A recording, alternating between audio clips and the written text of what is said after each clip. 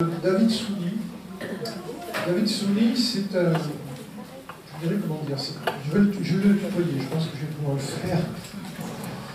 C'est quelqu'un qui est connu à Saint-Émilion depuis 15 ans. Depuis 15 ans, c'est un historien indépendant qui fait des travaux de recherche indépendants en dehors de l'université. Donc, bien sûr, il a toutes les capacités et tous les diplômes nécessaires universitaires pour mener ce genre de recherche historique et archéologique en même temps. Et depuis 15 ans, il œuvre sur Saint-Émilion. On peut dire que ces recherches ont été donc anciennes, importantes et fructueuses. Déjà, dans le début de la décade 2010, la décade précédente, il a fait partie de l'équipe du plan collectif de recherche qui, sous la direction du professeur Frédéric Bouteau de l'Université de Bordeaux, a fait avancer considérablement la connaissance de Saint-Émilion par différentes études, différentes interventions. C'était quelque chose qui était en équipe, ça s'est fait sur 3 ans. Et David a été, je dirais, probablement un des contributeurs, même sûrement un des contributeurs les plus importants. Puisqu'il s'est livré, avec l'aide d'une archéologue du bâti, Agnès Marin, à l'analyse en profondeur de l'habitat de Saint-Émilion. Ça n'avait jamais été fait auparavant. On connaissait surtout les monuments, on parlait des monuments, on avait étudié les monuments, bon, les Audouins en particulier, d'autres ensuite, mais l'habitat n'avait jamais été analysé en profondeur. Ils ont fait un travail considérable, ils ont pénétré dans des dizaines de maisons pour voir l'intérieur, pour voir au-delà des façades qui souvent ont été remaniées à l'époque moderne, ce qu'il y avait comme reste du Moyen-Âge, voûtes, escaliers, etc., caves, bon, tout ce qui pouvait traduire l'architecture du Moyen-Âge à Saint-Émilion. Et ça donnait lieu, tous ces travaux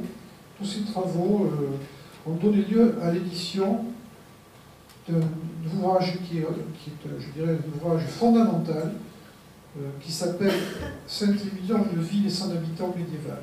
Là, bien sûr, il n'y a pas que David Souni qui a écrit, il y a aussi Agnès Marin. La préface est du professeur Garrigou-Grandchamp, qui est un des grands maîtres de l'architecture. Pardon. C'est même un des auteurs. C'est un des auteurs, voilà. Oui. C'est plus qu'une introduction qu'il a fait sur voilà, l'introduction. Il a fait l'ouverture, c'est ça. Voilà. Frédéric Bouteau aussi a traité la partie historique et David a contribué à écrire plusieurs chapitres importants. Un chapitre sur l'anatomie de la ville et son évolution, un chapitre sur les formes et fonctions de la demeure saint-émilionnaise, un chapitre sur le vocabulaire architectural, et un chapitre sur l'art de construire à Saint-Émilion. Et puis ça se termine, l'ouvrage se termine par une douzaine de monographies sur des maisons, puisqu'ils ont étudié les maisons, ils en ont choisi une douzaine dont ils ont publié l'étude détaillée en fin d'ouvrage. Voilà, donc ça c'est un ouvrage fondamental. Je pense qu'il n'y avait rien eu d'important depuis très longtemps. Il faut remonter, je pense, peut-être au guide du voyageur à Saint-Émilion. Voilà. Et alors, à partir de là, bien sûr, c'est un ouvrage qui est destiné à des vrais amateurs d'histoire et d'archéologie, des gens qui sont vraiment passionnés par ça, mais il est fondamental, je le disais. Et à partir de là, nous avons eu l'idée, notre association a eu l'idée de lui demander de rédiger, en quelque sorte, un résumé de ces travaux considérables, un résumé qui soit accessible au public le plus large, les amoureux de Saint-Émilion et les amoureux de l'histoire et de l'archéologie. Ça s'appelle Saint-Émilion au Moyen-Âge. C'est un précis, on peut appeler ça un précis, qui est tout à fait je dirais, une brillante synthèse. C'est une brillante synthèse de toutes ces recherches qui ont été faites dans le cadre du plan collectif de recherche. Et ça, quand on aime Saint-Émilion, ou quand on aime tout simplement l'histoire, il est indispensable de le posséder. Et en plus, bien sûr, il est à un prix très abordable, puisqu'il est à 10 €. Alors, ces deux ouvrages, bien sûr, celui de David Souni, Saint-Émilion au Moyen-Âge, qu'il a fait à 100%, et le gros livre de Saint-Émilion sur la compta médiévale, où il est un des gros contributeurs. Les principaux contributeurs seront bien sûr en vente à la fin, et il vous les dédicacera si vous le souhaitez. Alors, pour presque terminer, David est toujours actif sur notre cité, parce que maintenant il fait partie de l'équipe de professionnels de l'histoire qui prépare l'ouverture du futur espace muséographique qui sera normalement, lorsque les dossiers auront abouti, un centre d'interprétation de l'architecture et du patrimoine, un espace muséographique d'abord, probablement ici à après, tout comme dans le SWAP, SWAP c'est l'acronyme de Centre d'interprétation de l'architecture et du patrimoine, et ça c'est dans le cadre de... Ce sera abrité par le logis de Mallet, qui, vous le savez, a été rénové avec de très très gros travaux. Le logis de Mallet et ses annexes, d'ailleurs, l'ancienne tonnellerie qui était à côté, qui abriteront ces collections, qui abriteront ce centre d'interprétation. Voilà, donc, une longue histoire de chercheurs pour notre cité, David. Alors, ce soir, tu vas nous conduire dans une autre ville, Sainte-Foy-la-Grande. On va nous parler de l'habitat et de l'urbanisme de Sainte-Foy au Moyen-Âge à la Renaissance. Et tu feras, comme tu l'as écrit, tu tenteras un regard croisé avec Saint-Émilion, c'est-à-dire voir les différences, voir les ressemblances qu'il peut y avoir entre cet habitat moyenâgeux de Saint-Émilion et puis celui que tu as étudié à Sainte-Foy-la-Grande. Alors, je dirais, entre notre cité et Sainte-Foy, il y a une différence, bien sûr, historique et chronologique et essentielle. C'est qu'au XIIIe siècle, Saint-Émilion connaît son âge d'or. Saint-Émilion, qui est une cité qui était déjà créée depuis de longue date, on va dire, qui a un passé ancien derrière elle, déjà au XIIIe siècle, mais ce passé est consacré par l'octroi de la fameuse charte de Falaise 1199 par Jean Santerre, duc d'Aquitaine, roi d'Angleterre, du fils d'Aliénor, qui donne la charte de liberté, la charte de franchise à Saint-Émilion en 1199, et c'est à partir de là que Saint-Émilion se développe vraiment, puisque Saint-Émilion en particulier fait bâtir ses remparts, puisqu'elle dispose d'une jurade et qu'elle peut s'auto-administrer comme on le faisait avec les chartes de franchise. Et dans ce même siècle, Sainte-Foy est à l'aube.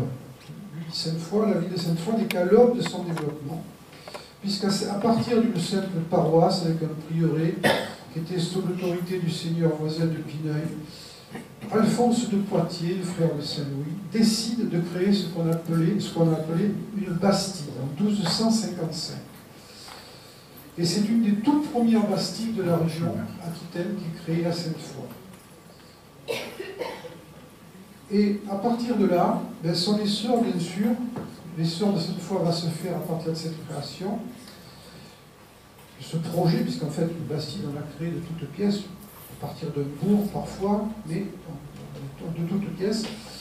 Et l'essor de Sainte-Foy va s'insérer dans ce vaste mouvement de développement des villes au XIIIe siècle qu'on a appelé les Bastilles, qui ont profondément transformé le paysage médiéval et bouleversé aussi souvent la hiérarchie urbaine. Ainsi, je termine là-dessus, le cas de Saint-Émilion, qui était florissante au XIIIe siècle, une grosse bastille qui se crée très proche, Libourne, à Laval. Et c'est vrai que c'est une des causes qui ont fait qu'à partir de Saint-Émilion, eh bien, à partir du siècle suivant, à partir du XIVe, Saint-Émilion a commencé à décliner, tomber dans la guerre de Cent Ans, etc. Voilà. Donc, ce soir, David, nous t'écoutons sur cette fois. Merci.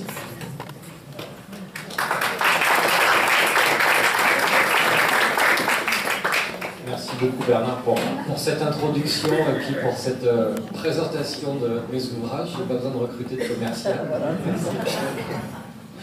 On pourra en reparler après la conférence, mais effectivement, ce soir, je vais changer un petit peu de sein. On va laisser Saint-Émilion et je vais vous parler de Sainte-Foy-la-Grande. Alors, à partir de l'expérience que j'avais eue sur Saint-Émilion, comme Bernard vous l'a rappelé, c'était dans le cadre d'un programme de recherche universitaire.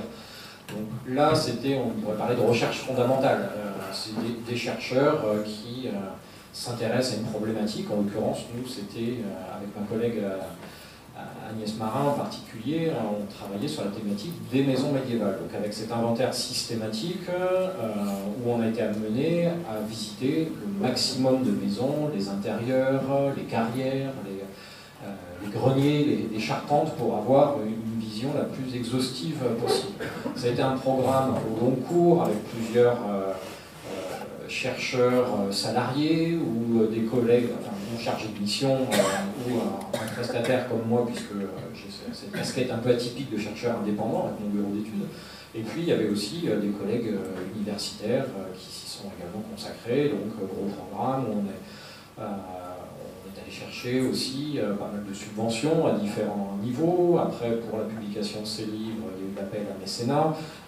Donc on est sur de la recherche au long cours. Et effectivement, c'était aussi quelque chose qui manquait sur Saint-Émilion, puisque depuis les précurseurs, les érudits du XIXe siècle, finalement, peu de monde s'y était intéressé. On s'est un peu reposé sur les lauriers de la notoriété de la ville.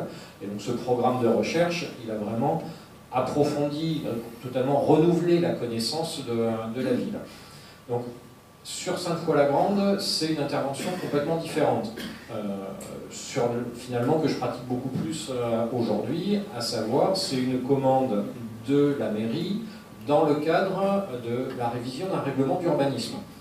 Sainte-Foy-la-Grande avait donc comme règlement une ZPPUP, zone de protection du patrimoine urbain, archéologique et j'en oublie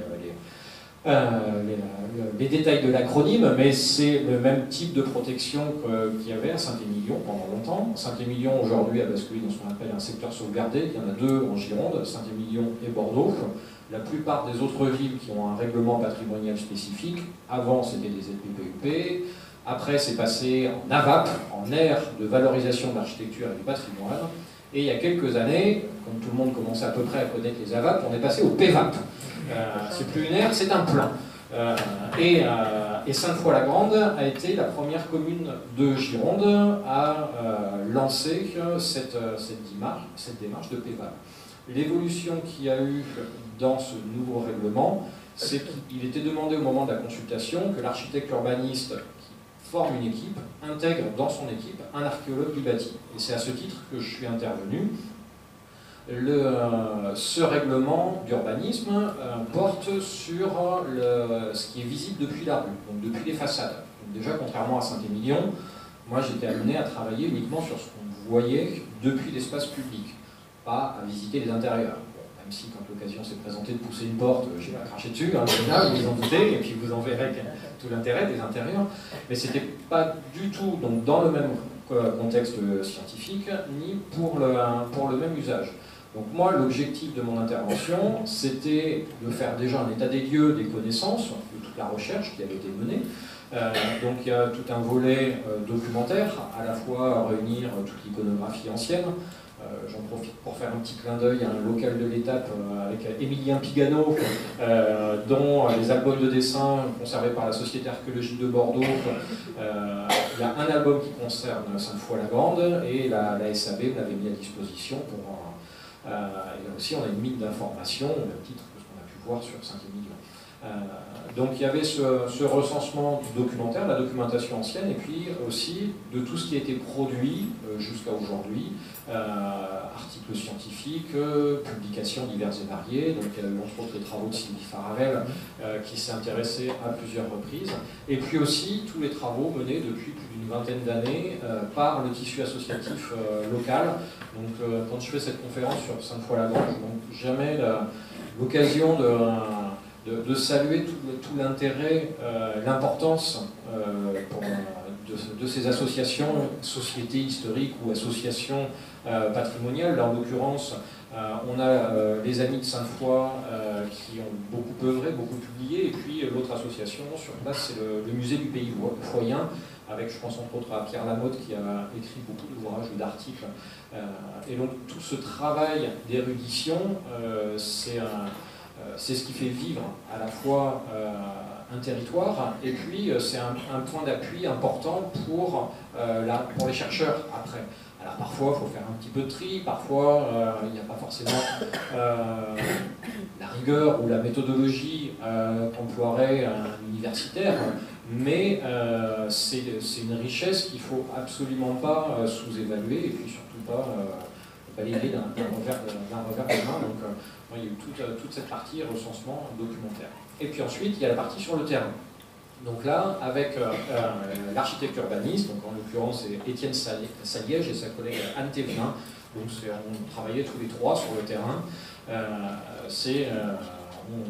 On emprunte, on arpente les rues, couverture photo systématique des différentes façades.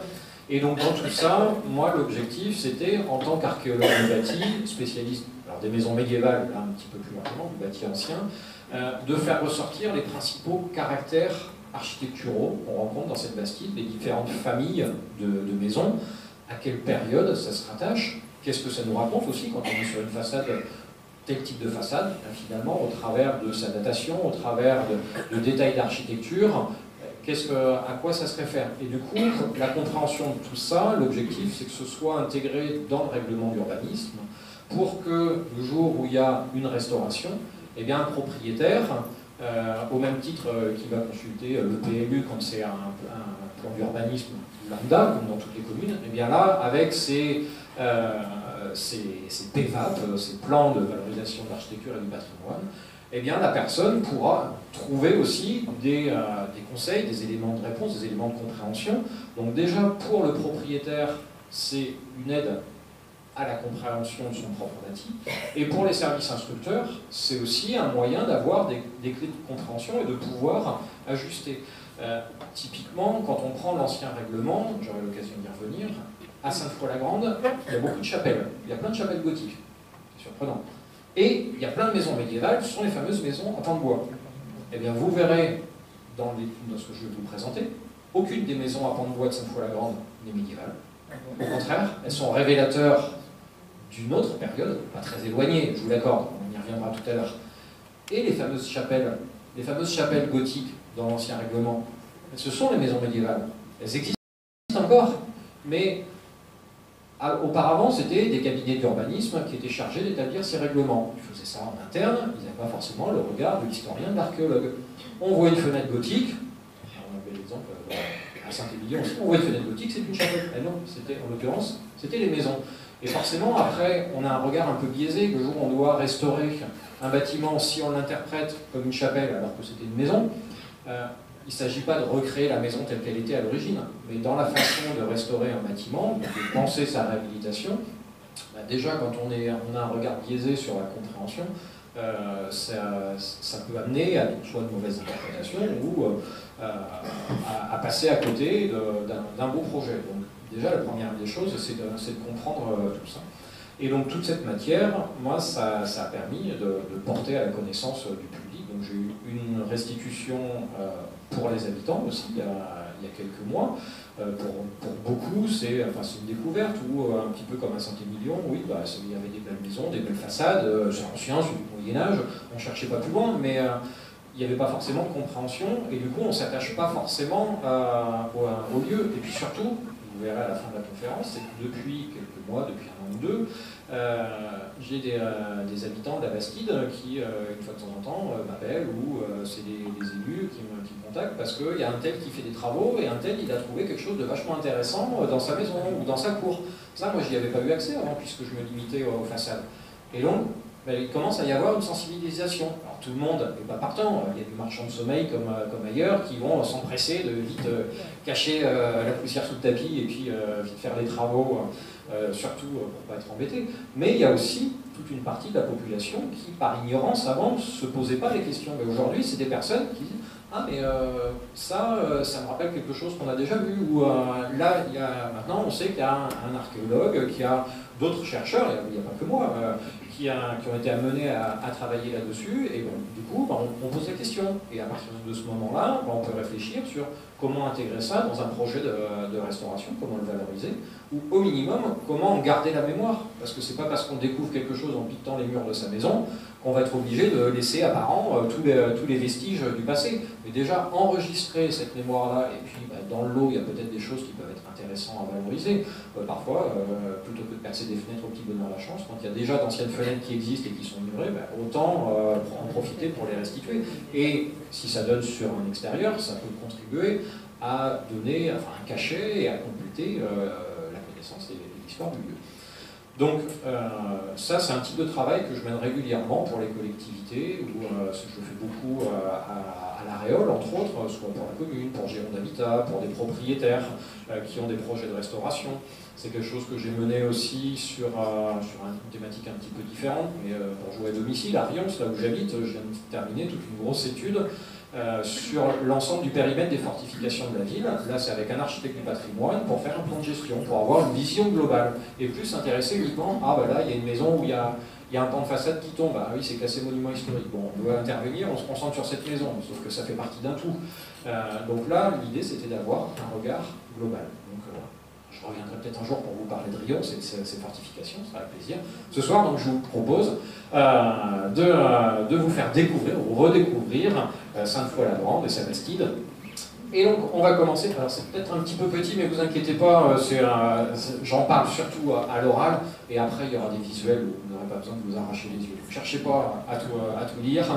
Je vais commencer par ce qui s'est passé avant la Bastide. Et là, on peut déjà faire un premier parallèle avec Saint-Émilion, c'est qu'on a des origines un petit peu légendaires. Alors à Saint-Émilion, c'est notre fameuse ermite arrivée au 8e siècle de Vannes, et qui est venu poser ses valises et son bonbon de pèlerin sur les bords de Dordogne. Et bien, ici, à Sainte-Foy-la-Grande, avant la Bastide, on a des origines un petit peu légendaires. Moi, on n'a pas de texte précis qui le confirme, du texte fiable, mais en 812, on aurait eu un premier monastère dédié à Sainte-Foy, construit dans ce lieu-là par les moines de Conques. Aujourd'hui, ce n'est pas le sujet, je ne vais pas débattre sur la guéguerre entre les moines de Sainte-Foy de Conques et Conques, voilà, c'est la sainte d'Agen à la base, donc qui l'œuf à la poule, où la poule est arrivée le premier. On se rattache de façon légendaire à cette abbaye, mais c'est lié à l'étape suivante, l'étape où on rentre réellement dans l'histoire de Sainte-Foy-la-Grande. Eh bien, c'est à la fin du XIe siècle, en 1076. Finalement, à Saint-Émilion, c'est dans les mêmes périodes, dans les années 1070-1080, on va commencer à avoir les premiers écrits sérieux, et ce sont ces écrits qui vont faire référence à une histoire un petit peu mythologique d'un moine ermite qui serait arrivé au 8e siècle. Et bien là, le premier écrit sérieux qu'on ait à Sainte-Foy-la-Grande, en 1076, c'est le seigneur local, un certain Falcon de Barthes, qui va faire une donation à l'abbaye de Sainte-Foy de Conques. Donc là, puisque c'est dans les archives de l'abbaye de Sainte-Foy. Cette donation, eh bien, Falcon de Barthes donne au moine de Sainte-Foy son manse. Un manse, c'est-à-dire sa terre, son domaine. Son manse de Vineyrolles. Ce mot, on va y revenir par la suite.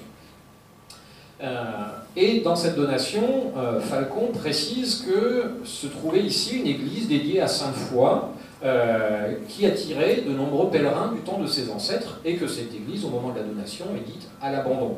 Donc on a visiblement un lieu de culte, relativement ancien. À quand remonte-t-il?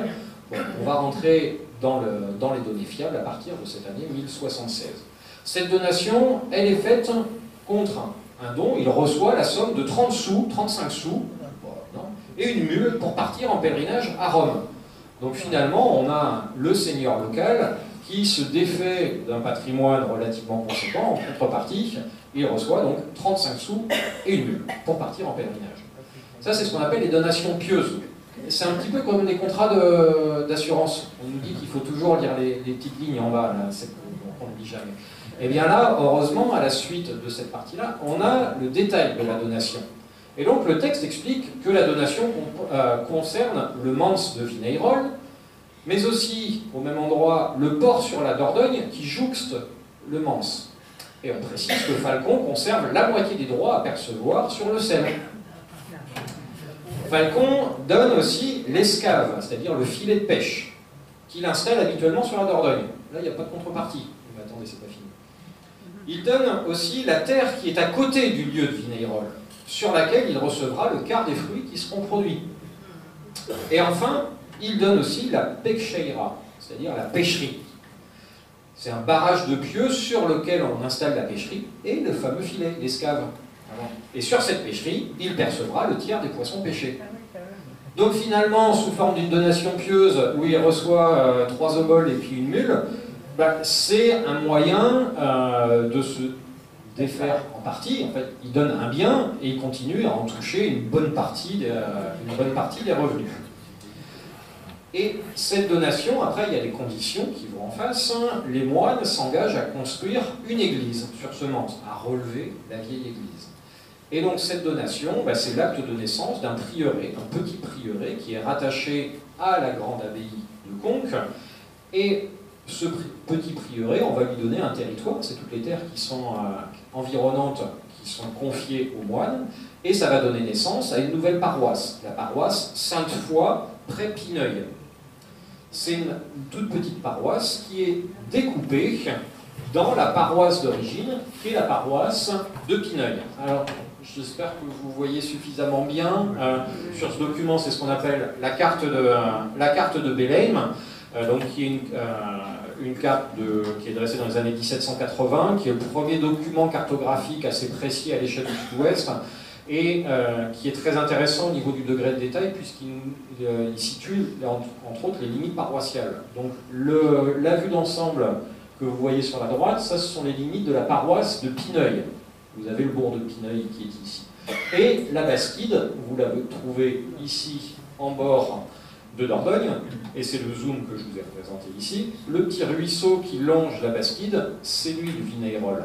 Et donc, l'ancien prieuré se trouvait juste ici, autour du Vinayroll, avec le port. On y reviendra tout à l'heure sur des plans beaucoup plus détaillés. En regardant de près, on voit même une petite roue, un petit soleil qui représente le moulin, qui était le moulin des moines. Donc, les moines, ils ont cette partie-ci. Et au moment de la donation, bien évidemment, la Basquide n'existe pas encore. Mais c'est le territoire du Vinayroll et de la future Basquide qui correspondent à cette micro-paroisse de Sainte-Foy, près Pineuil. Donc ça, c'était pour les origines. Donc initialement, on a un établissement religieux. Je vais pas vous faire tout de suite. On a un établissement religieux, un prieuré, en bord de Dordogne, mais contrairement à Saint-Émilion, où là aussi les origines sont autour d'un établissement religieux, à Saint-Émilion, le monastère, plutôt les monastères, avec le deuxième, celui qui va sortir de terre, la collégiale, l'aspect religieux prend une telle importance du fait à la fois de ce sanctuaire souterrain très atypique et des pèlerins de Saint-Jacques-de-Compostelle qui vont faire étape ici, qu'à Saint-Émilion, on va assez rapidement passer finalement du monastère à la ville. Sauf qu'à Saint-Émilion, au départ, on a notre ermite qui est venu se chercher un petit coin à l'abri des grands axes, en retrait, pour vivre en ermite dans son petit ermitage, dans la falaise. C'est pas du tout un lieu idéal pour y installer une ville.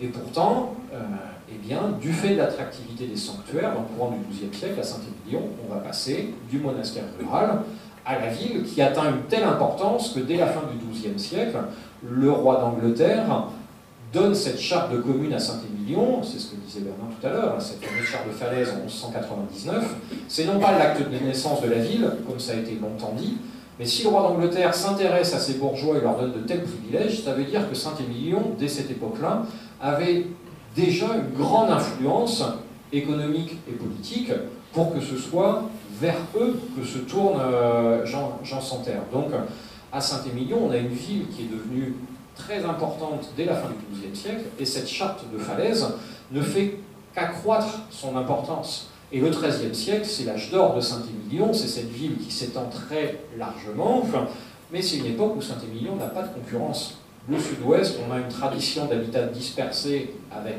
très peu de villes, et sur ce territoire, eh bien Saint-Émilion était pour ainsi dire quasiment la seule ville.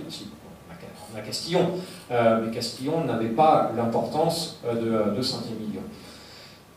Comme on manque de villes sur ce vaste sud-ouest et que c'est dans les villes que l'on peut protéger les populations plus facilement et développer l'économie, eh bien, à partir du milieu du XIIIe siècle, qu'à cela ne tienne, si on n'a pas cette ville, on va décider d'en créer. Et c'est ça le mouvement des Bastides. En l'espace d'à peine 80 ans, entre le milieu du XIIIe et le premier quart du XIVe siècle, ce sont près de 400 Bastides qui vont être fondées sur l'ensemble du sud-ouest de la France, ce qui est quand même assez considérable. Ça vient pallier assez largement au manque de villes, rien qu'à l'échelle du Bordelais. Bon, Sainte-Foy-la-Grande, on va y revenir. Libourne, on en a parlé, mais vous avez Créon, vous avez Cadillac, vous avez Sauveterre de Guyenne, Blasimont, Pellegruche. Eh bien, prenez une carte du Bordelais aujourd'hui, enlevez les Bastides que j'ai cités, vous verrez qu'avant le milieu du XIIIe siècle, effectivement, il y avait quasiment pas de ville. Donc Saint-Émilion, finalement, n'avait pas de concurrence. Saint-Émilion, c'était la grande ville du territoire. Et là, je vais faire le parallèle avec ma petite chapelle, Rions. C'était la grande ville du Sud-Gironde, qui n'a jamais eu l'importance de Saint-Émilion, mais malgré tout, une importance bien plus conséquente qu'on ne peut le percevoir aujourd'hui. La fondation de la Bastide de Cadillac, à 4 km de Rions, ça a précipité la fin de Rions, ou du moins ça l'a fait descendre d'un échelon.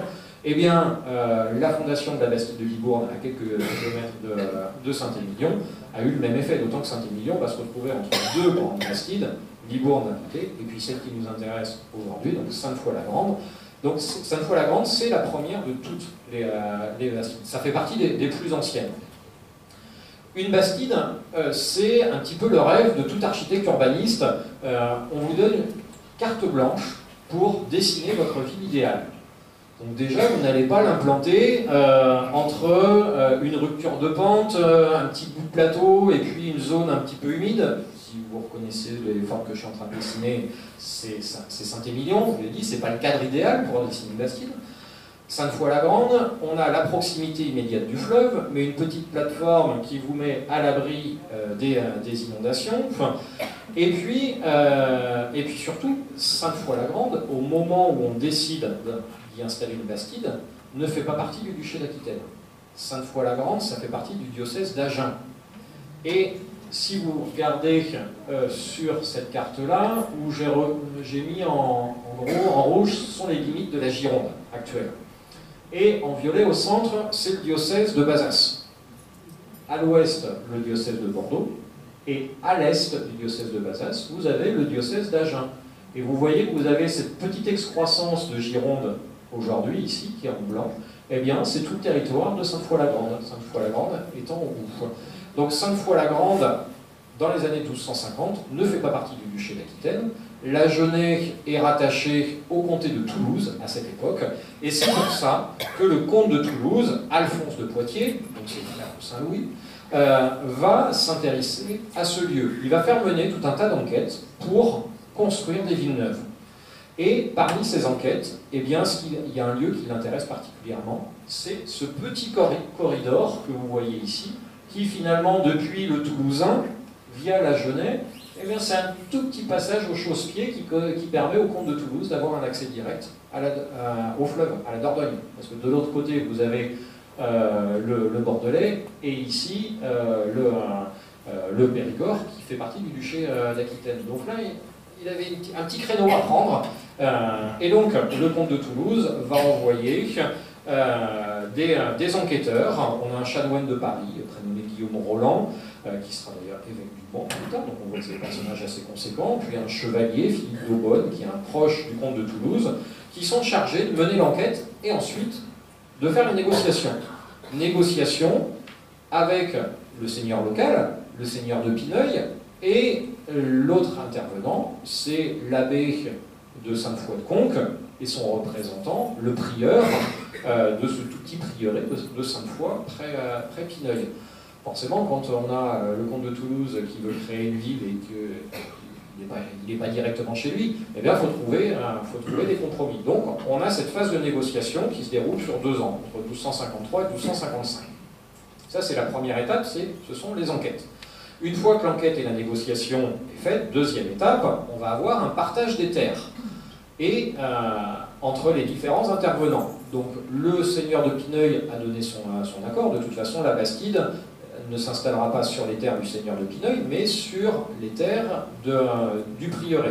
Donc le partage des terres et l'accord va être signé entre le comte de Toulouse, Alphonse de Poitiers, et le prieur de Sainte-Foy. On va faire ce qu'on appelle un contrat de paréage, c'est-à-dire un contrat de partage. Et dans ce contrat de paréage, eh bien, on mentionne explicitement les biens qui font partie du prieuré, parce que le prieuré existe toujours à cette époque-là. Et il est très clairement stipulé que les biens du prieuré devront rester en dehors de la future bastide. Sous-entendu, l'extension de la bastide ne pourra pas porter atteinte aux biens du prieuré. Les biens du prieuré, quels sont-ils? Les bâtiments du prieuré, donc l'église. Alors au passage, aujourd'hui, il n'y a plus rien qui existe, on ne sait pas exactement où il est situé, si ce n'est grâce au ruisseau du Vénérol et à la carte ancienne qui nous montre où était le moulin. Mais il n'y a plus d'église, plus de prieuré, il n'y a rien visible. Donc il y avait les bâtiments du prieuré, avec associé justement au bâtiment le fameux moulin sur le ruisseau du Vénérol, un pré, un jardin, une vigne. Donc tout ça, c'est les bâtiments du prieuré. Et sur le côté, eh bien c'est là que la bastide va pouvoir se construire. On va voir un peu plus tard la forme de la bastide. Donc une fois que les propriétaires se sont mis d'accord et ont fait le partage des terres et puis de ce que pourra faire l'un ou l'autre, eh bien on va passer du projet à la concrétisation. Il va falloir attirer des habitants, parce que vouloir faire une ville c'est bien, mais ça c'est sur le papier. Après, il faut que les gens aient envie de venir. Et donc pour ça, il faut être attractif. Il faut avoir un règlement de copropriété qui vous donne envie de venir poser vos valises et investir sur ce lieu. Et bien, ce règlement de copropriété, dans une ville médiévale, c'est ce qu'on appelle une charte de coutume. On l'a vu avec la charte de Falaise pour Saint-Émilion, sauf que sur une ville d'origine, de fondation ancienne, eh bien, ces chartes arrivent souvent sur le tard.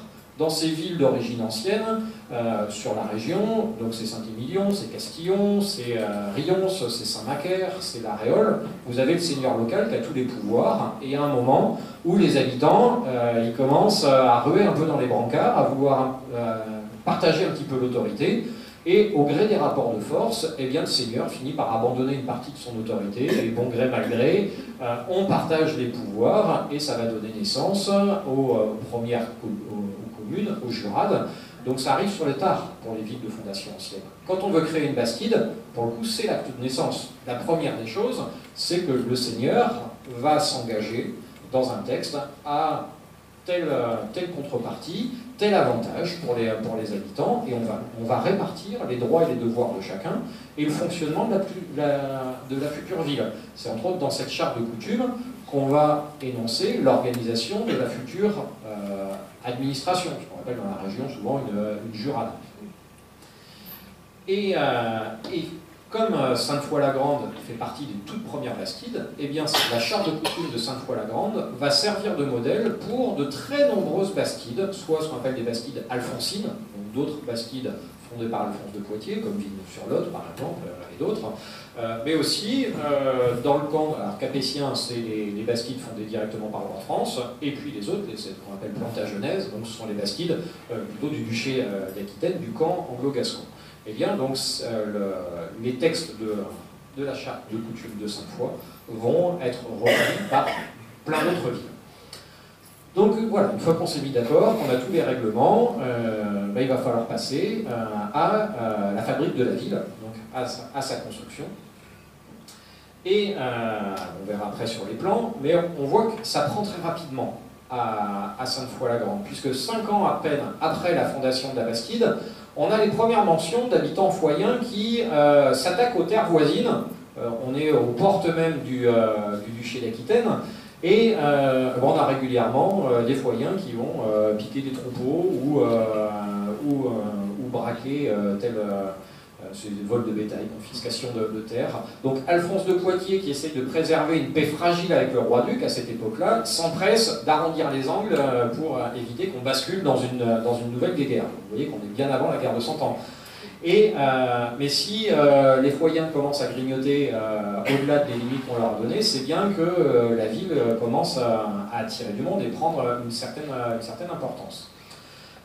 Dès 1271, la charge de bailli, le bailli c'est le prévôt de la ville, le représentant du seigneur, cette charge elle est mise en fermage si vous voulez. Elle est adjugée chaque année, et donc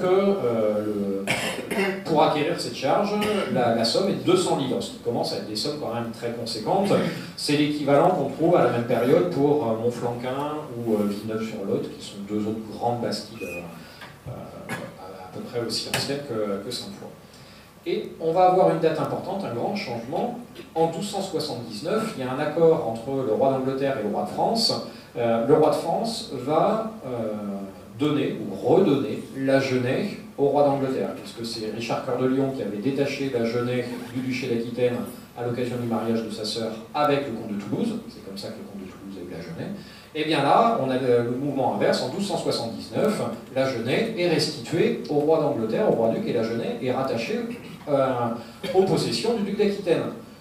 De facto, Sainte-Foy-la-Grande, Bastide alphonsine, donc qui était la tête de proue d'Alphonse de Poitiers sur la Dordogne face au duc, et bien là d'un coup c'est l'inverse. C'est le duc qui se retrouve avec cette bastide en possession. Il reçoit clé en main une bastide tout juste finie, très florissante, et donc Sainte-Foy intègre le camp anglo-gascon par c'était le traité d'Amiens en 1279. Dans les premiers textes qu'on a à l'époque aussi, 1305, on a par exemple la mention d'un pont de bateau qui avait été installé pour franchir le fleuve.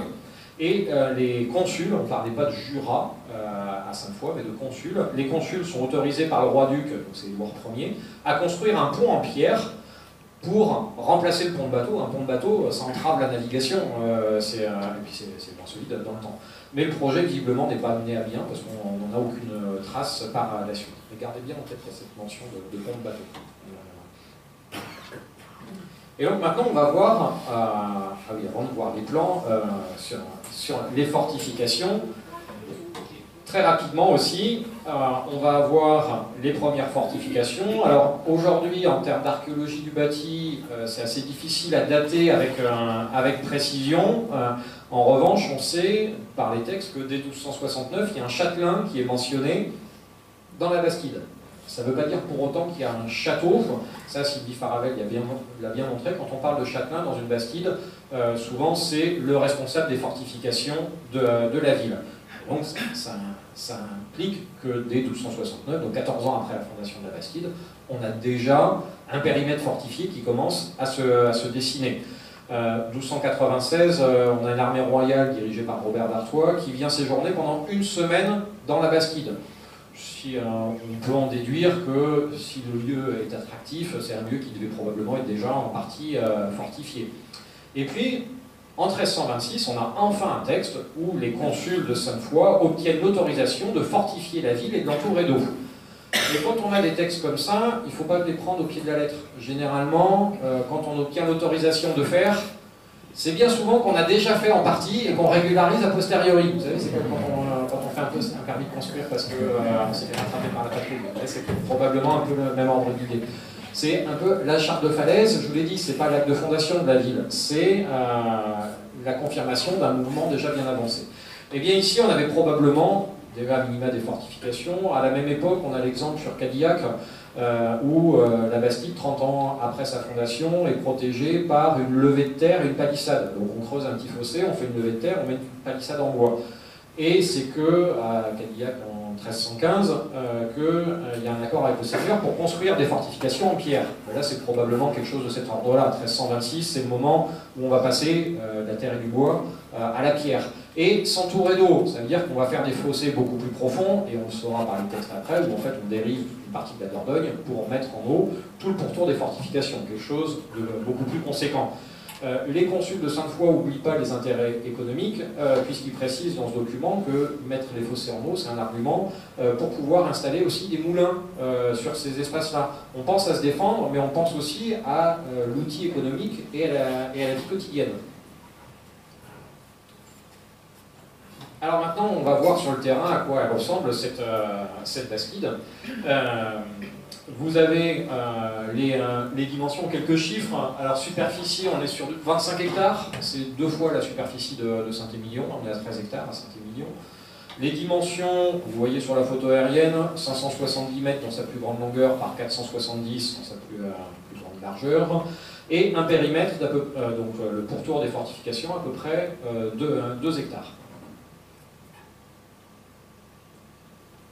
Et on a un document extrêmement important, comme à Saint-Émilion, comme dans toutes les autres villes et communes de France, c'est le cadastre ancien, qui conserve une mémoire de la ville extrêmement importante, et particulièrement sur des lieux où on a une urbanisation galopante au XIXe siècle et au XXe, avec la révolution industrielle. Quand on regarde le cadastre de Sainte-Foy, donc qui date de 1832, vous voyez la ville dans son enceinte, on n'a quasiment pas de bâti à l'extérieur. Il y a vaguement un ou deux petits bouts de faubourg, ou à l'emplacement de l'ancien prieuré, là sur le côté, où on a quelques bâtiments. Mais sinon, vous avez l'image de la ville qui est encore largement dans son enceinte médiévale. Moi, quand je vois ce plan de Sainte-Foy-la-Grande, je ne peux pas m'empêcher de penser à Aigues-Mortes, si vous êtes allé voir. C'est le même principe. Alors, à Aigues-Mortes, il y a tellement de marécages autour qu'on n'a pas pu vraiment étendre la ville. Mais aux visiteurs qui arrivaient à Sainte-Foy en 1830, je pense que c'est vraiment l'image qu'il avait. On avait cette plaine fluviale, et puis cette enceinte scandée de très nombreuses tours, des portes sur lesquelles on reviendra, et on a ce plan bien régulier. Quand vous regardez ici, les arpenteurs ont découpé le parcellaire en îlots. Vous voyez ces grands îlots rectangulaires qui font à peu près 100 mètres par 50, que l'on retrouve sur l'ensemble de la Bastide, à une exception près, c'est la bande qui est ici, puisqu'on a la place centrale étant un carré de 50 mètres par 50 mètres, et bien, du coup, toute la bande concernée se retrouve à être des carrés de 50 par 50. Dans la Bastide, ce qui frappe à Sainte-Foy-la-Grande, c'est que la place, justement, on parle de la place centrale, là, elle est très excentrée, c'est assez étonnant. Alors, on n'a pas de réponse précise, plusieurs hypothèses. Soit on voulait que la place, le cœur économique de la ville, soit à proximité immédiate du port, ou peut-être du prieuré, ou tout simplement, peut-être que dans un premier temps, on a eu un projet urbain qui se cantonnait à ce quart-là, auquel cas la place aurait été centrale. Et très rapidement, dès les décennies qui suivent, on voit que le projet est grand et on étend à un périmètre beaucoup plus vaste qui est cristallisé dès le début du XIVe siècle par la construction de l'enceinte. À Sainte-Foy-la-Grande, comme pour la Bastide de Cadillac, l'enceinte construite dans les années donc là 1320-1330, eh bien, montre qu'à cette date-là, on a déjà ce plan. Donc on a ce côté assez atypique du coup de la place du marché qui est excentrée, et les deux rues principales de la Bastide qui se croisent donc, avec à chaque extrémité des portes sur lesquelles on reviendra juste après. Avant de parler des portes, je voulais faire le parallèle avec le plan, vous reconnaissez, de Saint-Émilion. Quand on regarde le cadastre ancien de Saint-Émilion, on voit que ce n'est pas le même projet urbain. Hein. On comprend que Saint-Émilion, alors non seulement il y a le paramètre du terrain accidenté qui oblige à composer avec des formes qu'on ne maîtrise pas, et en plus vous avez le sanctuaire. Bon, le premier sanctuaire il était sous la roche, donc lui il n'a pas beaucoup joué sur l'extérieur, mais tout l'ensemble de la collégiale, ça fait quand même un sacré morceau qu'il a fallu contourner, et puis un développement progressif en plusieurs étapes à Saint-Émilion. On n'est pas du tout dans le cadre d'un projet concerté, ce que je vous disais, la Bastide, voilà, l'architecte urbaniste, il s'éclate, il prend son... il dessine vraiment la ville idéale. C'est un petit peu comme Perret au lendemain de la Seconde Guerre mondiale et les autres et ses collègues quand on reconstruit Royan ou quand on fait le Havre. On rationalise tout pour que tout fonctionne au mieux. La Bastide, c'est ça, et on le voit bien avec Sainte-Foy-la-Grande. Et puis la proximité immédiate avec le fleuve, avec le port, alors que Saint-Émilion, qui avait également un port, c'est le port de Pierrefitte, qui est à 4 km, c'est pas la porte à côté. Alors, je vous le disais, deux rues principales avec à chaque extrémité 4 portes, qui étaient encore relativement bien conservées ou relativement bien lisibles sur le cadastre de 1832. On voit le reste des tours, même si là par exemple ici les tours sont en ruine, mais on en voit les amorces, et en pointillé, quand on regarde de près, on voit que l'arpenteur a redessiné, donc on a encore une bonne lisibilité, des défenses de la ville, les tours, les différentes portes, la porte qui donnait directement sur la Dordogne. Sur ces 4 portes, aujourd'hui, il n'en reste aucune. Et on a une photo ancienne qui garde la mémoire de la porte qui était tournée vers l'ouest. Vous voyez au premier plan là, une tour circulaire. À l'arrière-plan, l'arcade, c'est pas la porte de la ville, ce sont des arcades de la place du marché. Là, si vous regardez, on est dans l'axe. Ça, c'est la série d'arcades qui a disparu aujourd'hui. Cette photo elle est intéressante parce que tout ce côté, ce passage à couvert est détruit à la fin du 19e siècle, du début 20e. Donc la photo est intéressante à la fois pour les passages à couvert, pour la porte, c'est la tour que vous voyez ici, et au passage, on verra tout à l'heure, pour le clocher, l'église a été reconstruite entre-temps aussi, et vous verrez les passages à couvert sur une autre photo sous l'autre angle tout à l'heure. Qu'est-ce qui nous reste de ces fortifications aujourd'hui? Finalement, par rapport à tout ce qu'il y avait au 19e siècle, il ne reste pas grand-chose. C'est assez frustrant. On a quelques beaux pans de muraille, vous voyez, mais sur les très nombreuses tours qui défendaient la ville, il nous en reste la partie basse de 2 tours intégrées à du bâti ou au fond d'un parking, donc on voit de nulle part. La ville s'est tellement développée au 19e et au 20e siècle, avec entre autres le chemin de fer, qu'on a des quartiers qui sont venus se construire contre la ville elle-même, et finalement, aujourd'hui, s'il n'y a pas un guide ou un historien qui vous dit, quand vous venez à Sainte-Foy, que vous êtes dans une ville fortifiée, personne ne les voit, les fortifications. Au moins, à Saint-Émilion, on voit encore la trame de la ville ancienne. Donc là, elles sont bien cachées, ou assez ténues. En revanche, tout ce qui reste, c'est très homogène, et cette façon de construire bien caractéristique que l'on va retrouver sur la majeure partie des fortifications des villes de la région, qui sont presque toutes bâties dans la fin du XIIIe et surtout courant du XIVe siècle, dans le contexte soit du début de la guerre de Cent Ans, soit juste avant. C'est par exemple un type de fortification qu'on ne va pas du tout rencontrer à Saint-Émilion. Saint-Émilion, l'enceinte de la ville, ce sont les maisons romanes du XIIe siècle, les plus riches, les plus importantes d'entre elles, qui sont accolées, qui vont former le pourtour de la ville. À Saint-Émilion, c'est une enceinte qui est avant tout symbolique. Les bourgeois, ils vont mettre des petits créneaux en haut parce que ça fait joli, mais ils ne vont pas oublier de mettre de grandes fenêtres pour bien profiter de la vue. Alors le jour où la guerre de Cent Ans commence, on va préférer se mettre à l'abri des grosses murailles bien épaisses de Libourne ou de Sainte-Foy-la-Grande, où on est sur le même type de fortification. Et ça, Saint-Émilion va payer un lourd tribut au défaut originel, en fait, c'est que Saint-Émilion n'était pas prévu pour être une ville au départ. Donc voilà pour les vestiges de l'enceinte aujourd'hui. Mais là où Saint-Émilion, justement, face à la concurrence de Libourne, finalement n'est plus qu'un village dès la fin de la guerre de Cent Ans. Saint-Émilion ne se relève pas de la guerre de Cent Ans. On sentait les prémices, il y a quelque chose qui commençait à bouger, mais assez tardivement, au début du XVIe siècle. On a quelques bâtiments d'ampleur qui commencent à se relever à Saint-Émilion, mais les guerres de religion vont finir de mettre à bas la ville, et Saint-Émilion n'est plus qu'un village, et en plus, de toute façon, du point de vue économique, c'est Libourne qui a pris largement le dessus. Le réveil de Saint-Émilion, le réveil économique de Saint-Émilion, ce sera par le vignoble au XVIIIe siècle, mais on n'est plus du tout dans le même sujet. Quand on est au XVIe au XVIIe siècle, Saint-Émilion, donc c'est un gros village qui vivote, alors que Sainte-Foy-la-Grande,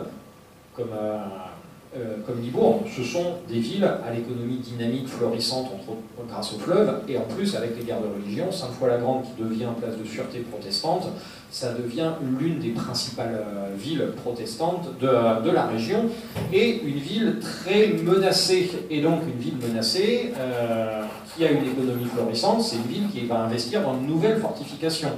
Et à Sainte-Foy-la-Grande, on a la chance d'avoir des plans comme celui-ci, ce plan de 1621, qui est tiré d'un tout petit opuscule qui porte le court titre de « Discours véritable des raisons qui ont porté Sa Majesté à tenir l'ordre qu'il a suivi, à forcer les places qu'il a assujetties en l'année 1621 ». Ça fait quand même un titre relativement long sur la couverture, mais le roi, Sa Majesté en question, c'est Louis XIII, qui, après les guerres de religion, une fois que tout est pacifié, va reprendre le contrôle des anciennes places de sûreté, et bien rappeler qui est le patron ici. Donc il mène toute une campagne dans les années 1620-1621, où il arrive avec des armées très conséquentes, il vient prendre le contrôle des villes. Et il est accompagné de corps d'arpenteurs qui vont relever, faire un état des lieux de ces villes et de leurs fortifications. Et voilà dans ce petit opuscule, pour la page qui concerne Sainte-Foy-la-Grande, le plan avec quelques chiffres qui renvoient à une légende, et donc on sait l'emprise de la ville. Alors l'intérieur de la ville, on voit bien que c'est pas ce qui intéresse, c'est moi qui ai rajouté les pointillés là, pour localiser les rues principales.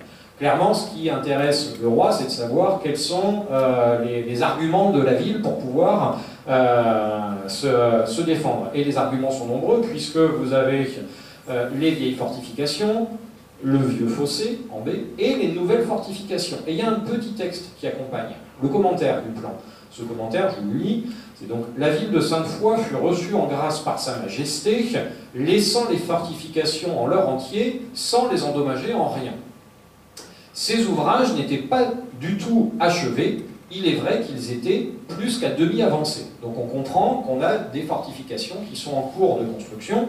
En l'occurrence, on adapte tout simplement la Bastide et ses vieilles fortifications médiévales obsolètes avec la construction de nouvelles fortifications, c'est ce que vous voyez, en vert et en jaune. On y reviendra. Et le commentaire termine en disant « Les fortifications sont toutes continues autour de la ville et leurs remparts sont fort larges. » Donc on voit que l'ensemble du périmètre est déjà dessiné. « Elles sont séparées de la vieille ville par un beau et grand et profond fossé plein d'eau. » C'est ce que vous voyez en bleu. Mais les murailles de la ville ne sont guère fortes, ni flanquées de quelques petites tours.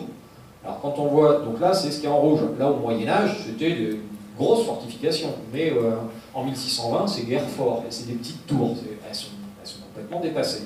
Donc on voit ici, au travers de ce plan, l'apogée des fortifications de Sainte-Foy, ou presque, parce qu'on a un autre plan, anonyme et non daté, mais a priori, quand on voit dans les détails, qui est fait au même moment, et qui nous apporte des précisions supplémentaires. Ça, c'est un plan qui est conservé à la BNF, qui est du début du XVIIe, et il y a fort à parier qu'il a été fait donc, au même moment, en 1621. On va le voir de plus près maintenant, puisque c'est lui qui nous offre la vue la plus détaillée des fortifications de la ville. Alors, on est sur des fortifications bastionnées. On connaît bien ce que fait Vauban, mais Vauban, il arrive 2 générations plus tard. On n'a pas attendu Vauban pour faire des fortifications en étoile, des bastions, des redoutes. C'est tout simplement l'adaptation des défenses des villes à la modernisation des armes à feu et au canon. Donc avec ces fortifications en terre, ces éperons, ces fossés que l'on vient de doubler. Et puis, surtout, sur ce plan, on voit qu'on a 2 forts de part et d'autre de la ville. Celui qu'on appelait le fort de Coreil, qui est venu écraser finalement l'ancien prieuré. Là, on sait qu'à partir de là, il n'existe plus. Ce fort de Coreil et en face le fort qu'on appelait la Citadelle, qui sont tous les deux voulus par Henri de Navarre, le futur Henri IV. C'est lui qui demande au consul de Sainte-Foy de renforcer les défenses de la ville. Donc il faut imaginer qu'à cette époque, on n'a que les fortifications médiévales. La première des choses, c'est faire 2 places fortes de part et d'autre de la ville et au contact de la Dordogne pour en améliorer les défenses. Donc Louis XIII, quand il fait sa visite en 1621, il les voit, ces deux forts. Alors, sur le moment, c'est ce que dit le texte, il ne fait rien démolir. En revanche, en 1635, c'est lui qui ordonne de faire démolir la citadelle de Sainte-Foy. Il savait très bien que tomber entre de mauvaises mains, une fortification comme celle-ci, c'était dangereux. Donc, à partir des années 1630, c'est la fin des fortifications, on va commencer à les démanteler, et ça se prolonge. Ah oui, on passe au XVIIIe siècle. Petit clin d'œil, quand on regarde sur le plan, là je vous l'ai mis en haut, on avait un pont de bateau, là aussi, en 1621. Alors vous voyez, un pont de bateau, ça part le passage. Quand vous voulez faire passer d'autres bateaux, il faut démonter une partie du pont. Au moins à 2 reprises, on sait qu'il y a eu des ponts de bateau à Sainte-Foy-la-Grande. Fini pour l'aparté sur le pont. Et donc, le démantèlement progressif des défenses, là on voit sur ce plan du XVIIIe siècle, alors on a une reproduction là, qui est dans les albums de dessin de la Commission des monuments historiques, on voit à grands traits les fortifications médiévales qui sont assez schématiques, on voit qu'on a encore une partie des fossés de la ville, mais pas tous, loin de là. On a des bouts de fortifications qui se baladent à droite à gauche, mais on n'est plus du tout sur la forteresse bastonnée du XVIIe siècle. Au passage, ce qui n'est pas facile pour se repérer sur ce plan, c'est qu'il est inversé. Le nord est en bas. Comme toute une série de plans du XVIIIe siècle, sur ce plan, on voit qu'on a un pan coupé, effectivement, qu'on retrouve sur le cadastre. Et aux archives départementales de la Gironde, on a toute une série de courriers. Ce sont des échanges entre les consuls de Sainte-Foy et l'intendant Tourny, on est dans les années 1750, pour l'embellissement de la ville. C'est en plein dans la période. Et là, en l'occurrence, les consuls expliquent à Tourny qu'à leurs frais, ils aimeraient bien avoir des financements pour ce qu'ils viennent de faire. Ils ont fait combler les anciens fossés. C'est le petit schéma là, que vous voyez ici. Et avec les petites légendes, on précise que ce sont les pauvres de la ville, pour leur donner un petit peu de travail. On a fait combler les anciens fossés, ici, et on est en train d'aménager les allées. que vous voyez ici, ce sont des allées plantées, comme on peut le faire dans beaucoup de villes, à la moitié du XVIIIe et début du XIXe siècle. Et puis sur ce pan coupé, on a un autre plan, encore plus schématique, là, qui ne représente même plus le pan coupé, mais toujours adressé à Tourny, par les mêmes consuls. Et là, on apprend qu'il y avait une porte qu'on ne connaît nulle part ailleurs, la porte Pardéan, ou Tour Carade, elle a deux noms. Le texte nous apprend que c'était une porte murée de longue date, et on est sur tout un secteur de la ville qui est représenté ici, qui n'a quasiment pas été urbanisé. En fait, quand on fait ce grand périmètre fortifié, on va bien au-delà des maisons, on intègre de l'espace pour le futur développement de la ville. Et, ou pour avoir des réserves foncières, ou des jardins, ou des prés, en cas de siège, c'est bien de pouvoir mettre les troupeaux à l'abri et d'avoir des vergers et autres. Eh bien, ici, comme il n'y avait pas de porte pour accéder à ce secteur, c'était un secteur de la ville qui était complètement délaissé. C'était vraiment le cul-de-sac de la ville, donc il n'y a quasiment pas de maison, et les consuls expliquent à Tourny que pour développer la ville, eh bien, ils veulent dynamiser ce quartier en réouvrant la porte et en créant une rue neuve. C'est la rue que vous voyez dessinée ici. Et effectivement, cette rue va voir le jour. Alors quand on repasse sur un plan à nouveau avec le nord en haut, du coup, il faut inverser tout ce que vous venez de voir depuis tout à l'heure. Le petit détail que je vais vous montrer, c'est le pan coupé, qui est finalement un peu moins coupé que sur l'autre vue. Mais la rue en diagonale, vous la voyez ici, qui s'appelle toujours d'ailleurs aujourd'hui la rue de Tourny, l'allée de Tourny, qui a vu le jour ici. Alors, quand on voit les plans du XVIIe siècle et le texte nous disant que les fortifications n'étaient pas achevées, on peut se poser la question de savoir jusqu'où le projet a été mené. Parce que quand on voit ces plans, ça peut être un plan d'une idée, mais on ne sait pas jusqu'à quel point c'est réalisé. À Cadillac, on a un plan équivalent, on sait clairement que ça n'a pas été fait. Donc les plans, il ne faut pas les prendre pour argent comptant. Là, quand on regarde au XIXe siècle, il n'y a plus rien de ces fortifications bastionnées déjà. Autant on lit très bien les fortifications médiévales, autant on ne voit rien d'autre au-delà, à première vue. Parce que quand vous regardez dans le détail, le Vénéyrol, si vous regardez, il en fait un paquet de méandres pour un ruisseau qui traverse une plaine toute plate.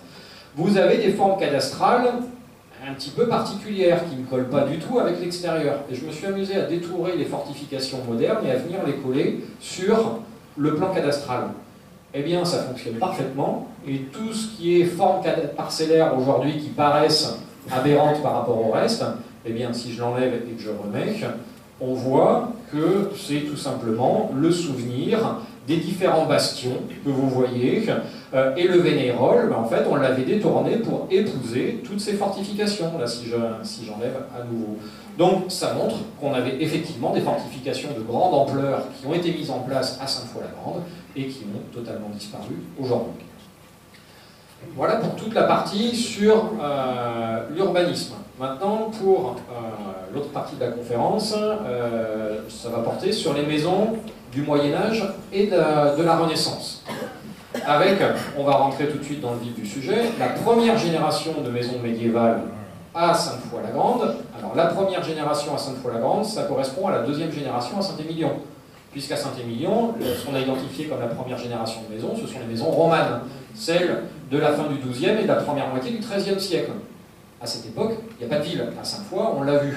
Donc, quand la ville voit le jour à partir des années 1250, on n'est plus dans l'architecture romane, on a évolué vers une autre mode architecturale, l'architecture gothique, et on va avoir donc cette première génération de maisons gothiques, avec celle qui est a priori l'une des plus anciennes et qui finalement est très atypique à la fois pour la Bastide et pour quasiment toutes les villes du Bordelais, avec ce mode de construction. La plupart du temps, dans l'architecture civile de la région, au XIIIe et au XIVe siècle, on construit soit en pierre de taille, c'est-à-dire toutes les maisons romanes de Saint-Émilion, ou une partie des maisons gothiques, soit avec ce qu'on appelle du moellon équarri. Ce sont des grosses pierres qui sont taillées au carré ou au rectangle, mais qui sont disposées en assises régulières. On a des constructions médiévales, qu'elles soient romanes ou gothiques, dans la région, de très bonne qualité, avec des mortiers très durs. On n'a quasiment jamais de construction en moellon tout venant, ce que vous avez sous les yeux. Et pourtant, la fenêtre, elle, il n'y a pas de doute, on est sur une fenêtre qui a encore des réminiscences romanes, là, avec ses petites colonnettes et son chapiteau. Donc on est vraiment au tout début de la Bastide, et là, eh bien, on a ce mode de construction qu'on trouve presque nulle part ailleurs. Alors il y a quelques maisons sur Bordeaux qui ont été identifiées sur des fouilles archéologiques ces dernières années, des maisons 14e avec de la construction tout venant en moellon, mais c'est quand même extrêmement rare. L'autre particularité de cette maison, c'est que là, le propriétaire m'a gentiment ouvert les portes et j'ai pu aller voir côté jardin. Et côté jardin, eh bien, on se rappelle qu'on est en Agenais. On a de la brique. Ça aussi, la brique, à part à Sainte-Foy-la-Grande et à La Réole, les autres villes en Bordelais, c'est totalement inconnu. On construit exclusivement en pierre dans la région. Sainte-Foy-la-Grande, eh bien, on a ce bâti mixte et on n'hésite pas à avoir une façade en pierre, l'autre façade en brique. Et sur ce mur de brique, vous avez cette belle baie géminée à lancette, là, qui est bien dans les formes de la seconde moitié du XIIIe, qu'on peut retrouver encore au début du XIVe. Et sous la pantille, là je ne l'ai pas mis en photo, mais on a la porte d'origine qui est aussi conservée. Dans cette première génération, une autre maison beaucoup plus représentative des modes de construction de l'époque, alors assez difficile, il faut vraiment se faire un torticolis parce qu'elle est au fond d'un tout petit ruet, une toute petite rue Alphonse de Poitiers, on la devine en vue, j'allais dire en vue aérienne depuis le clocher de la Bastide, elle est là et on voit beaucoup mieux sur le dessin de Drouin, grande maison avec porte et arcade de boutique en rez-de-chaussée et ses grandes fenêtres. Voilà une des fameuses chapelles, par exemple, qui n'a rien d'une chapelle. C'est une belle maison bourgeoise avec des magasins en bas, les espaces résidentiels au premier étage. Ce type de fenêtres, ces grandes fenêtres à réseau qu'on a attribuées à tort à l'architecture religieuse, on les retrouve à Saint-Émilion. Là, on a commencé à voir des parallèles architecturaux. Alors, en l'occurrence, les deux maisons que vous voyez, ce sont des maisons romanes du XIIe siècle sur l'enceinte. Mais au XIVe siècle, nos bourgeois n'oublient pas de mettre leur maison à la mode au goût du jour en faisant ces grandes fenêtres gothiques à réseau. Ici, il n'en reste plus qu'un morceau, mais là, vous avez la fenêtre romane du XIIe siècle, et là, les restes de la grande fenêtre à réseau gothique. C'est le même principe que ce qu'on avait vu sur la maison précédente à Sainte-Foy-la-Grande. Si on revient à Sainte-Foy-la-Grande, une autre maison de cette première génération qui est très intéressante, qui ne peut pas dire que les dernières phases de travaux aient vraiment mis en valeur le bâtiment, là, un petit peu bétonné, un petit peu massacré au fil du temps. On a plutôt envie de baisser les yeux, alors au mieux de rentrer dans la boucherie ou sinon de filer au loin, sans vraiment s'apercevoir que c'est du bâti ancien. Pourtant, au XIXe siècle, entre autres sur ce dessin de Pigano, on voit par exemple un oculus polylobé, là, celui qui est ici, et puis d'autres vues. Mais si on se force un petit peu et qu'on regarde de plus près la façade principale, eh bien là, vous commencez à voir que dans le mode de construction, on a des fenêtres là, qui apparaissent. On devine ici, on devine à droite à gauche. Au-dessus de la porte actuelle, on devine les restes d'un arc brisé. On a les restes d'une grande arcade ici. Allez, je vais vous aider. Voilà l'interprétation de tout ce qu'il y a sur cette façade. On voit qu'on a une magnifique maison avec en rez-de-chaussée deux grandes ouvertures de boutiques, comme sur la maison précédente. C'est exactement la même chose que l'on va trouver à Saint-Émilion. Pour le coup, sur toutes ces maisons qui sont en bord de rue, c'est la maison polyvalente typique du Moyen-Âge, avec espace professionnel en rez-de-chaussée, espace résidentiel aux étages. Et là, quel étage? Deux étages avec ces grandes séries de fenêtres géminées. On en avait au moins deux au premier étage, au moins quatre à l'étage supérieur, avec en plus des oculis trilobés, là, un petit élément supplémentaire. Et cette maison, eh bien, son équivalent à Saint-Émilion, là juste à côté, vous la connaissez sûrement, c'est celle qu'on appelle la maison gothique, et elle est bien nommée pour le coup, avec, là on retrouve le même principe qu'à Sainte-Foy, cette enfilade de fenêtres à lancette, de fenêtres géminées gothiques, les grandes arcades des boutiques en rez-de-chaussée. Bon, celle de Saint-Émilion, la différence c'est qu'on avait toute une construction annexe en bois sur la rue qui a disparu aujourd'hui mais qu'on n'a pas à Sainte-Foy-la-Grande, puisqu'à Sainte-Foy-la-Grande, la maison en question, je vous ai montré la façade principale que vous voyez ici. L'autre façade, la façade latérale, je vous la concède aujourd'hui, vu comme c'est tartiné de ciment, l'archéologue du bâti ne peut pas vous en dire grand-chose. Sauf que quand je suis allé à la médiathèque de l'architecture du patrimoine, en 1953, il y a eu un projet de classement sur cette maison, qui malheureusement n'a pas abouti. Il y a eu un bisbille avec le propriétaire de l'époque, qui, pour faire la nique au service de l'État, du coup, a bien saccagé le bâtiment pour se venger. Et sauf qu'à l'époque, heureusement, il y a une campagne photo qui est faite. Donc c'est des photos de 1953. Vous voyez qu'à la place de la vitrine bétonnée actuelle, et bien là on voit le négatif d'une grande arcade qui existait Et puis, la façade latérale, elle n'avait pas encore été tartinée de ciment. Elle était encore en pierre apparente. Et cette façade principale, si on la regarde de plus près, là où vous voyez là, cette fenêtre totalement anonyme, là, en voyant cette façade, j'aurais pas mis ma main à couper que derrière, quand vous regardez sur la photo ancienne, vous avez une immense baie à remplage gothique. Vous voyez là sur l'ensemble, avec, on devait avoir au centre un oculus polylobé, c'est ce qui doit rester sur l'autre mur qui ressort du ciment aujourd'hui. Mais très clairement, moi l'objectif aussi du travail que j'ai fait, c'est que dans mon rapport, il y a des notices sur les principales familles de construction et sur les principales maisons. Et c'est aussi de mettre des petites sirènes d'alerte pour les services instructeurs le jour où il y a des restaurations d'envisager. Attention, là derrière le ciment, on sait qu'ils sont encore là, des vestiges. Et du coup, le jour où il y aura un projet de restauration, ça peut être intéressant de repenser ce bâtiment. Il ne s'agit pas forcément de rouvrir toutes les fenêtres, mais peut-être que certaines pourront être un peu mieux valorisées qu'elles ne le sont aujourd'hui. Et je suis persuadé que le quartier gagnerait en esthétique, en lisibilité et en valorisation du patrimoine. Quand on voit tout le travail qui a été fait sur la maison gothique à Saint-Émilion, quand on voit les photos avant restauration, c'est digne de ce que vous avez sous les yeux pour cette maison. Il y a eu un travail énorme de fait entre les années 80 et les années 2000 sur la maison gothique qui a retrouvé de sa lisibilité, sans empêcher d'y faire à l'intérieur un hôtel et d'avoir tous les conforts. Donc il y a des compromis à trouver. Là, j'espère qu'un jour ça pourrait être le cas. Donc voilà pour cette maison. Autre exemple, en partie basse, on devine là aussi, vous voyez, les traces des restes de portes, des restes d'arcades. Bon, ben, on en avait une série aussi sur cette maison. Je reviendrai sur l'étage plus tard, qui n'est pas du tout médiéval. Autre maison, celle-ci sur une photo ancienne, on devine des arcades, maison en très mauvais état, qui a fait l'objet d'une restauration qui a permis de réouvrir quasiment toutes les arcades. C'est une maison médiévale dont il ne reste plus que le rez-de-chaussée, donc on n'a plus que les boutiques ici. On devait avoir les espaces résidentiels aux étages, mais ils ont complètement disparu. C'est la même chose ici avec cette petite vue d'artiste à reconstituer là, de la rue de la Porte-Brunet à Saint-Émilion, quand on va vers les Cordeliers, où on a toutes ces enfilades d'arcades de boutiques aujourd'hui, murées ou transformées en grilles de jardin. Eh bien, on est sur d'anciennes maisons de la même période, là, on est à la fin du XIIIe, début du XIVe siècle. Et puis, il y a un bâti ancien qui est parfois masqué. Alors, on l'a vu avec la maison précédente barbouillée de ciment. Là, moi, en passant devant, même archéologue du bâti, spécialiste des maisons médiévales, je n'aurais pas misé un copec sur un bâtiment ancien derrière ce gros machin barbouillé de ciment. Pourtant, on a le dessin de Drouin, et même une photo ancienne, où on voit très bien ce qu'il y avait avant le ciment. On lit très bien l'appareil, le mode de construction, pareil sur la photo. Et ça, bah, typiquement, c'est le mur écran d'une maison du XIVe siècle. Donc, et là, vous voyez le mur écran qui vient masquer la façade. Donc, le jour où on décroute le ciment, on sait que derrière, il y a une maison médiévale. Alors que vu de l'extérieur, ça paraît pas évident. Mais si, elle est encore là. Je profite là, de la gravure de Drouin et de cette photo de la fin du XIXe siècle. Vous avez le clocher de l'église avant sa reconstruction et les passages à couvert qu'on avait vus sur l'autre photo avant. Vous le voyez sous l'autre angle, ici. Et sur ces vues anciennes, si vous prêtez attention, il y a un autre bâtiment là qui apparaît avec sa toiture. Là, ce bâtiment, on n'est plus sur le bâti masqué, mais pour le coup, le bâti disparu.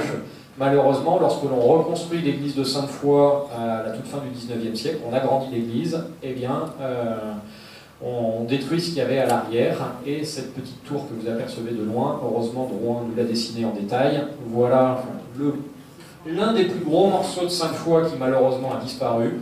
Vous aviez les restes d'une superbe maison gothique du XIVe siècle, avec une cornière en partie basse, des grandes fenêtres gothiques à réseau XIVe, une partie en pierre, une partie en brique, et puis la grande tour d'escalier, qui est une tour d'escalier gothique flamboyant pour le départ, Renaissance pour la partie haute, c'est celle que vous apercevez ici. Donc un magnifique ensemble du début du XVIe siècle pour la tour et XIVe siècle pour la maison. Là, on n'a plus que les dessins de Drouin pour pleurer. Celle-ci, on ne risque pas de la retrouver. Et puis, avant de passer à la génération suivante de maisons, il y a un gros morceau à Sainte-Foy-la-Grande. Alors officiellement, j'aurais pas dû le regarder parce qu'on ne le voit pas depuis la rue, mais c'est la plus belle maison de Sainte-Foy-la-Grande. Alors elle est classée monument historique. Celle qu'on appelle à tort la maison des Templiers. C'est comme la commanderie de Saint-Émilion. Pas de Templiers ni d'Hospitaliers ni à Sainte-Foy ni à Saint-Émilion, mais comme cette appellation lui collait déjà au basque dès le 19e siècle, eh bien, tous les érudits et passionnés d'Hospitaliers et de Templiers se sont précipités à Saint-Émilion pour dessiner la commanderie avant qu'elle ne soit en grande partie détruite, et se sont précipités à Sainte-Foy-la-Grande pour dessiner cette maison dite des Templiers. Heureusement, elle est encore debout, elle. Mais c'est ce qu'on appelle donc une maison-tour. On est fin 13e, début du 14e siècle. Et cette maison, vous la voyez en bleu ici, elle a la particularité d'être en cœur d'îlot. C'est une maison qui ne donnait pas directement sur l'espace public. Vous avez sur la photo, là on a le coin de la place de la mairie. Vous voyez la place de la mairie. Vous avez une série de maisons qui avec leur passage à couvert, c'est celles qui sont là. Et à l'arrière, en plein milieu de l'îlot, eh bien, on a cet énorme bâtiment que certains prennent pour une église, avec son clocher. Non, c'est une maison-tour, avec sa tour attenante. Et, sauf qu'au moment où cette maison est construite, donc on est au tout début de la Basquide, elle devait être isolée. On devait avoir la place du marché, probablement déjà ici, et sur le côté, un espace non bâti. Ce qui permet de dire, c'est que cette maison, elle est équipée sur tous ses côtés de latrines en encorbellement qui donnent sur l'extérieur, et surtout, elle dispose de beaucoup de fenêtres et même de meurtrières. Donc ça sous-entend déjà un bâtiment très particulier, c'est pas une maison lambda, celle-ci, on n'en connaît pas l'usage, ça pourrait être la maison du Pailly, ou les maisons tours en ville sont souvent des maisons de chevaliers, des seigneurs qui ont leur château à la campagne et qui auraient leur résidence urbaine. Donc là, on ne sait pas du tout, mais c'est un bâtiment vraiment emblématique de la ville. Vous le voyez, là je l'ai pris en photo depuis l'arrière, hein, on devine là, les meurtrières, on a les restes des latrines qui sont ici, et puis en haut de cette tour, on a les restes des créneaux qui sont bouchés, mais que vous voyez restitués ici. Donc un bâtiment vraiment impressionnant, d'autant plus que, comme il est isolé en cœur d'îlot, personne s'y intéressait, il est resté dans son jus à l'intérieur. À l'intérieur, il y a quasiment tout. Vous avez encore les cheminées, une cheminée bien conservée de fin 13e, début du 14e siècle, vous avez tous les équipements, vous avez les niches d'évier, vous avez les cabines de latrines, les fenêtres hautes ici, aux étages supérieurs, vous voyez les fenêtres géminées gothiques, vous les avez là avec leur coup-siège, les portes qui donnent sur les petites salles voûtées qui sont dans la petite tour annexe, ces salles voûtées, vous en avez ici la clé de voûte avec des peintures, c'est juste coloré, il n'y a pas de peinture historiée. Je ne serais pas étonné qu'on ait une partie des structures en bois, des charpentes, qui puissent être, peut-être pas d'origine, mais très anciennes. Donc on a un bâtiment là, qui a été préempté par la ville. Aujourd'hui, il n'y a pas de projet à l'heure actuelle, mais au moins il a été sanctuarisé. Un jour, il sera peut-être valorisé, au moins les toitures sont en bon état, elles avaient été restaurées malheureusement sans études archéologiques à l'époque, au moins il est hors d'eau, pas tout à fait hors d'air, mais il est à peu près protégé. Donc c'est un bâtiment qui peut attendre un projet. Mais ça fait partie des beaux morceaux de Sainte-Foy que j'aime bien montrer, d'autant que lui, depuis la rue, on ne l'entreaperçoit que de loin. Une fois qu'on le sait, en levant les yeux, on devine le haut de sa tour, mais sinon, et on devine le haut de ses fenêtres.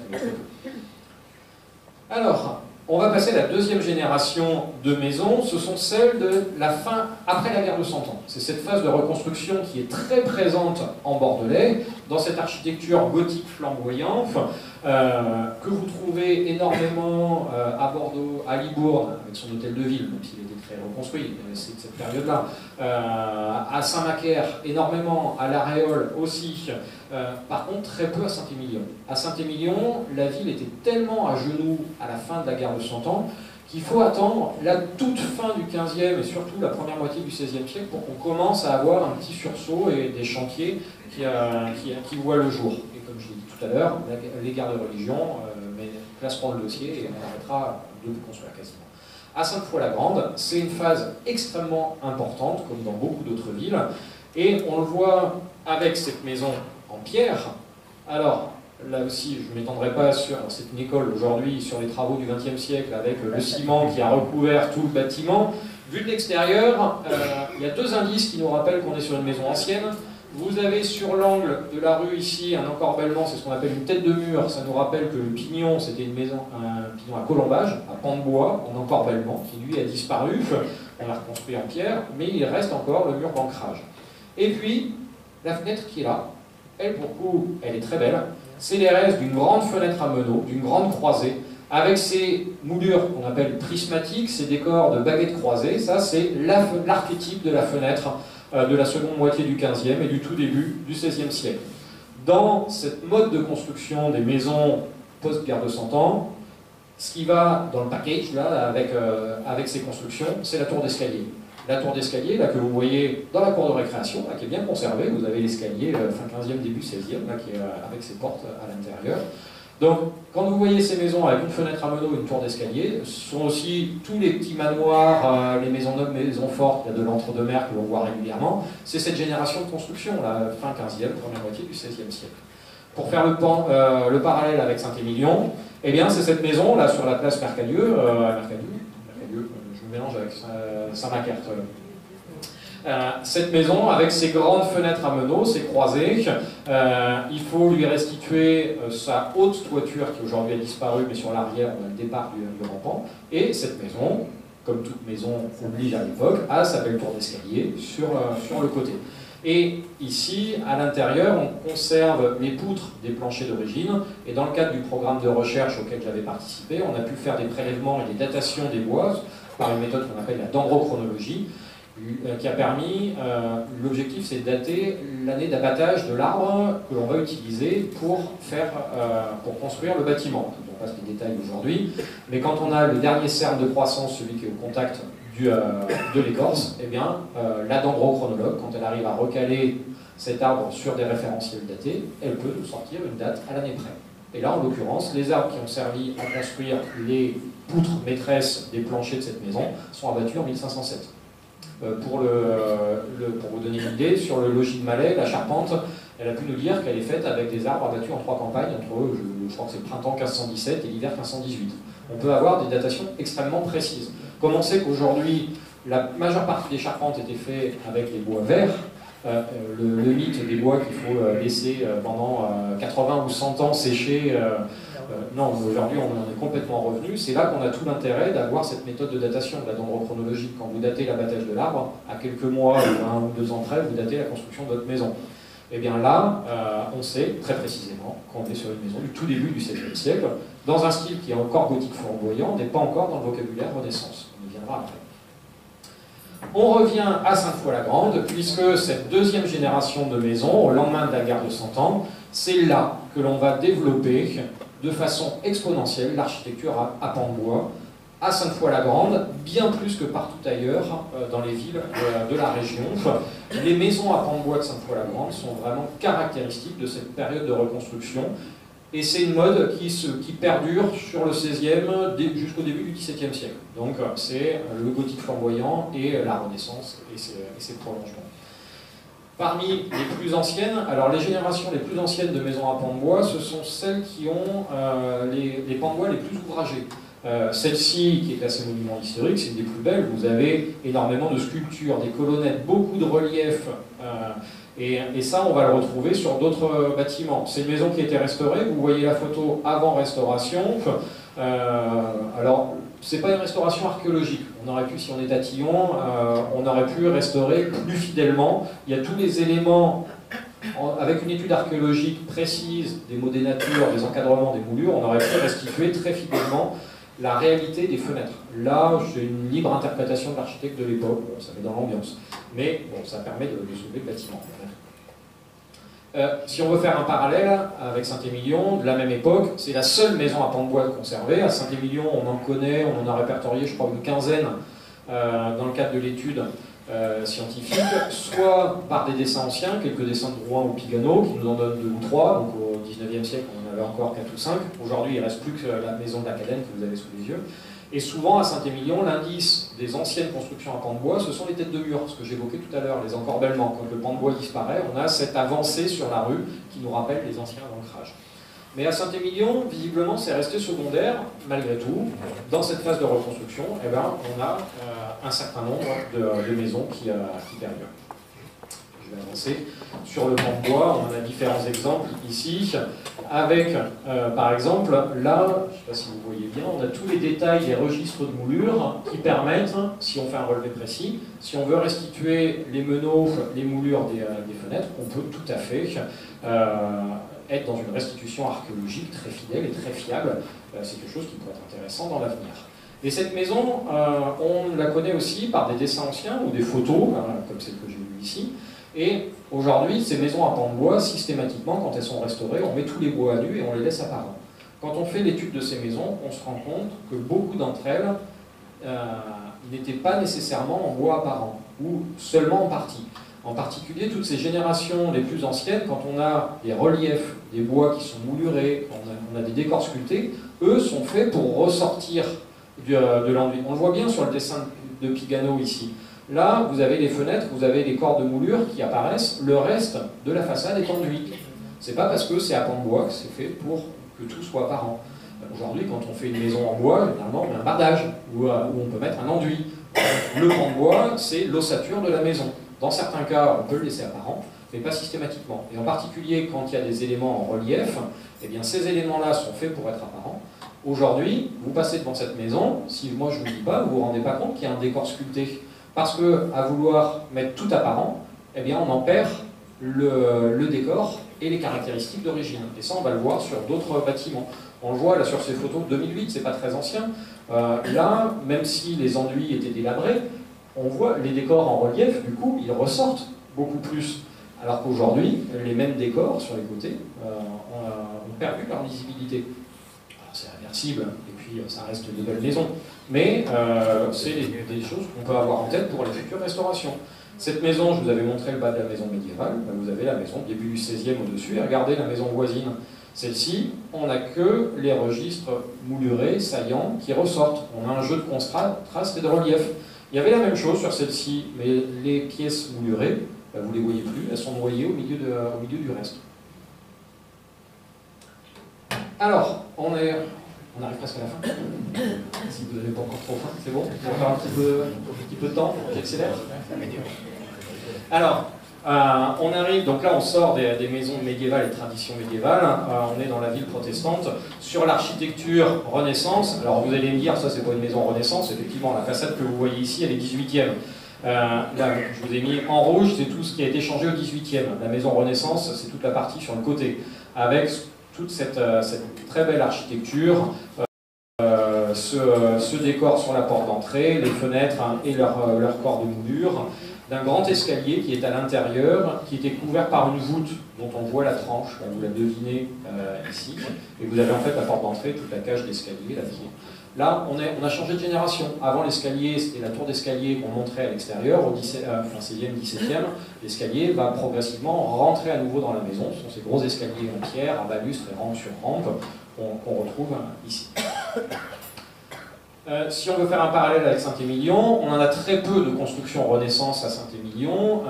On a ce qu'on appelle le manoir Gallo. La façade arrière, ça c'est le mur d'enceinte et c'est les restes de la maison romane du XIIe siècle. Mais au XVIe siècle, sur l'enceinte médiévale, on vient poser cet énorme logis que vous voyez, et qui est un logis Renaissance, dont on conserve quelques décors, en particulier là, cette fenêtre à meneaux. Si vous apercevez là, les décors sculptés, les bases, on n'est plus du tout dans le vocabulaire gothique flamboyant. Là, on a bien basculé dans le vocabulaire Renaissance. Un autre bâtiment, c'est le restaurant Louis Triepi, quand on est en ville basse. On a encore la tour d'escalier, mais le décor sculpté sur les fenêtres, on est dans un décor Renaissance. Donc on est sur cette bascule autour du milieu du XVIe siècle. Dans cette troisième génération de maisons protestantes, de maisons de Sainte-Foy, il y a ces fameuses tours dites de noblesse. Alors, on a toute une littérature dessus. C'est Henri IV qui aurait donné aux bourgeois qui ont été le plus fidèles, qui les auraient anoblis, et en souvenir, on aurait construit ces tours. Il en reste deux aujourd'hui, il y en avait plus apparemment auparavant. Sur cette maison, on voit un projet très ambitieux où notre propriétaire, eh bien, il a construit une grande tour avec des moulures, des départs de murs, on a même un départ d'arcade, et puis après, il n'y avait plus d'argent, visiblement. Donc, le reste de la maison, bon, on est resté sur du pan de bois, et le pan de bois du début du XVIIe siècle, là, on est sur des pans de bois très basiques. Il n'y a plus du tout de décor sculpté, c'est juste de grandes croix Saint-André, des grandes écharpes, sur des murs qui n'étaient pas faits pour être apparents, a priori. Et donc là, quand on s'intéresse à la partie la plus importante, la tour, sur le linteau de la petite fenêtre, en haut, on a une date sculptée, 1590, pardon. Qui nous situe le bâtiment. Et ce bâtiment, sur les dessins et cartes postales anciennes, eh bien, on voit que les murs étaient entièrement enduits, ici. Il n'y avait pas le pan de bois n'était pas apparent. Une autre maison de la même génération, cette fois-ci, le propriétaire a eu plus de moyens, il ne s'est pas contenté de la tour, il a fait tout le reste des murs. Donc on a une très belle maison, bien construite, bien conçue, de la même période, un poil plus ancienne, on a la date 1583 sur la porte latérale. Et cette maison, ce qui est marquant, c'est qu'on est dans une architecture en pierre, mais à Sainte-Foy-la-Grande, l'influence de l'architecture à pan de bois a été telle tout au long du XVIe siècle qu'on a un effet inverse. Généralement, dans l'architecture à pan de bois, on essaye de s'accrocher à des modèles des maisons en pierre.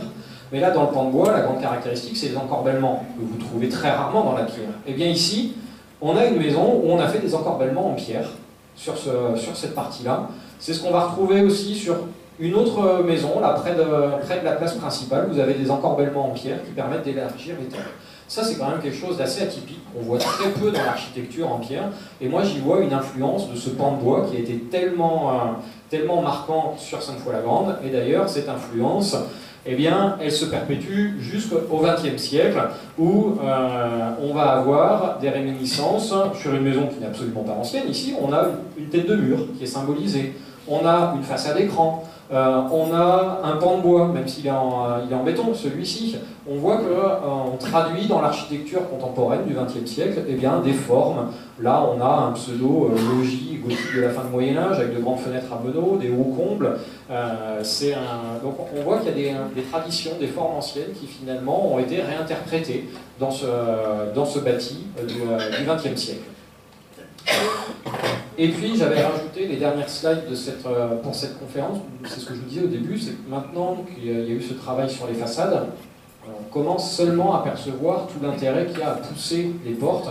Et là, c'est la vitraliste au rez-de-chaussée qui un jour m'a appelé, m'a dit à l'intérieur j'ai trouvé quelque chose, ça a l'air d'être ancien, ça a l'air d'être intéressant. Et puis à l'arrière, il y a un mur aussi qui est d'une maison ancienne. Donc,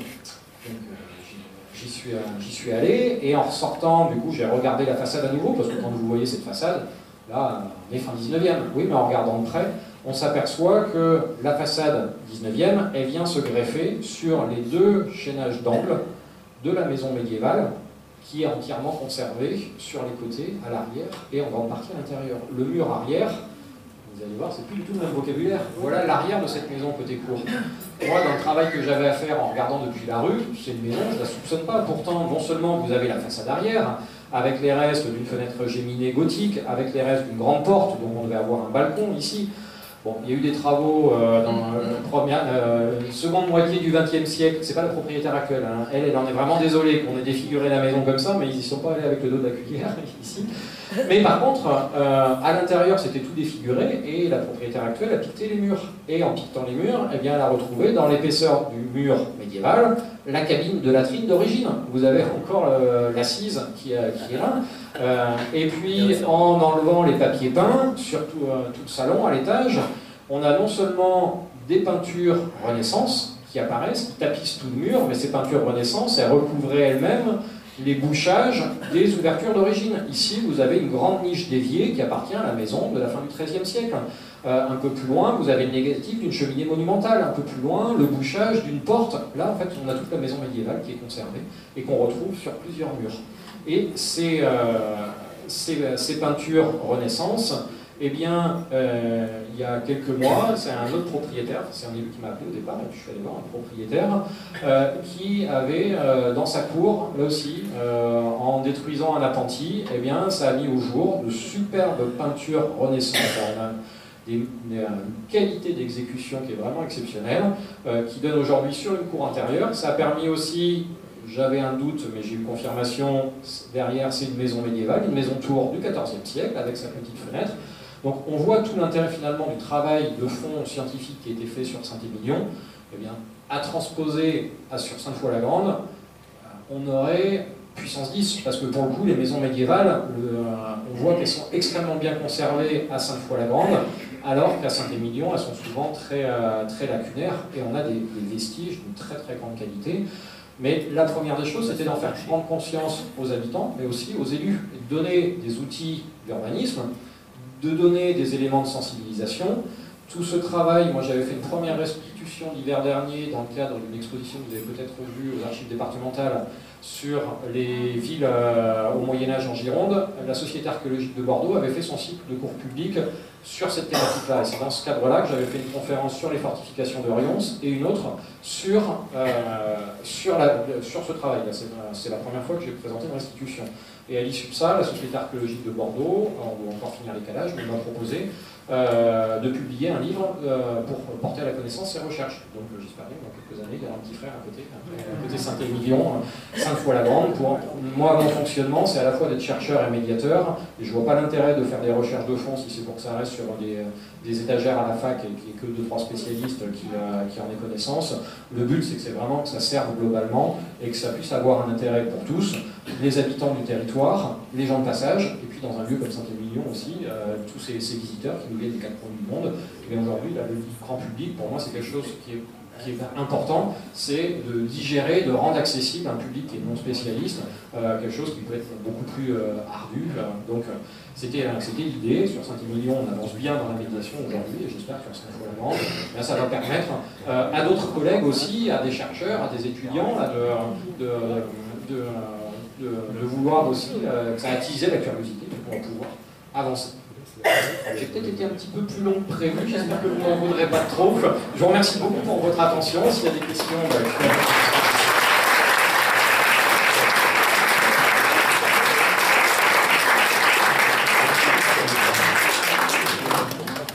Je crois qu'on te remercie chaleureusement, David, parce que c'est la présentation qu'il nous a fait et je dirais la comparaison régulière avec Saint-Émilion a été extrêmement bien bâtie, parce que la conférence, il l'a bâtie pour nous. On lui a demandé justement... C'est ce qui m'a fait exploser un petit peu le compteur, parce que c'est une conférence que j'avais calibrée d'à peu près 1 heure, mais avec tous les parallèles sur Saint-Émilion que je n'ai pas enlevé à côté de... Les parallèles, justement, on voit bien les différences, et les différences aussi d'époque, de compréhension. Voilà, est-ce qu'il y a des questions?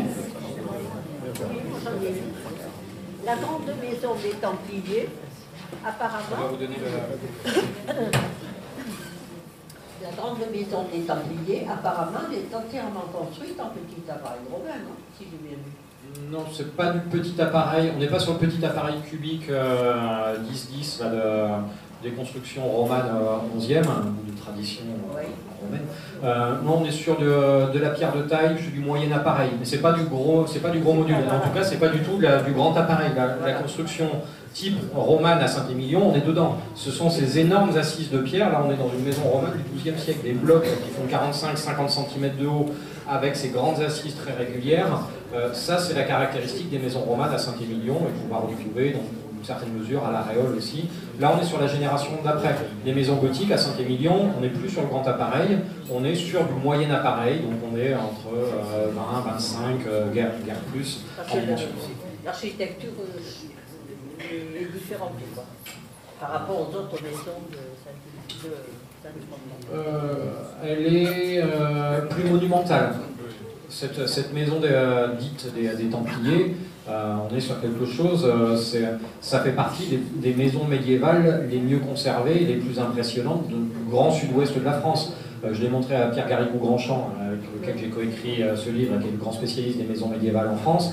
Il piaffait d'impatience depuis des années et des années, à chaque fois qu'on en parlait. Vous me montriez cette maison, donc quand j'ai pu l'y emmener, j'en ai profité pour lui montrer d'autres intérieurs.